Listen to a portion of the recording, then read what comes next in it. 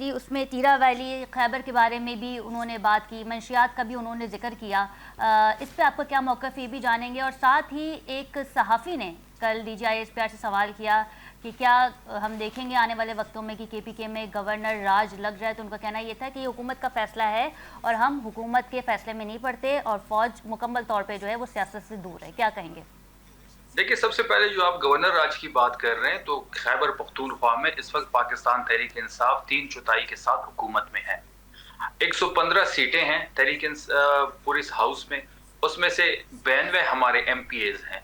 और ये जो बाकी जो रह जाते हैं, उनमें से 8 से 10 जो हमारी सीटें हैं, वो हमसे फॉर्म 47 के जरिए छीनी गई। जी। उसके अलावा जो हमारी रिजर्व सीट थी, वो हमसे छीनी गई।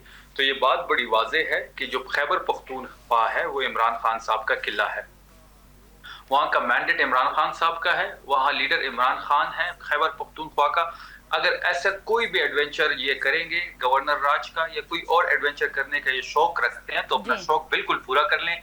इनके ये जो हालात बनेंगे, फिर इनके काबू में भी नहीं आएंगे। ये बात बड़ी वाज़ेह है, ये बात हम बारहा कर रहे हैं। हम नहीं चाहते कि वहाँ कोई भी ऐसे हालात बने। अगर इनको शौक है गवर्नर राज लगाने का, बिल्कुल ये अपना शौक पूरा करें। गवर्नर राज लगाना तो आसान होगा, लेकिन उसके बाद जो सड़कों पे होगा, आपके वो कानों तक इनके भी लिए ये बात संभालना पहुंची मुश्किल थी होगा। शफी जान साहब कि गवर्नर राज लगाया जा सकता है? नहीं, वो तो इनकी मर्जी है। ये तो गैर आईनी, गैर कानूनी हर काम कर रहे हैं। मुल्क में इस वक्त आईन मुअत्तल है, मुल्क में इस वक्त कोई कानून है ही नहीं। ये 2 रियासत, वही बात है कि एक रियासत 2 दस्तूर, हमारे लिए कुछ और, उनके लिए कुछ और।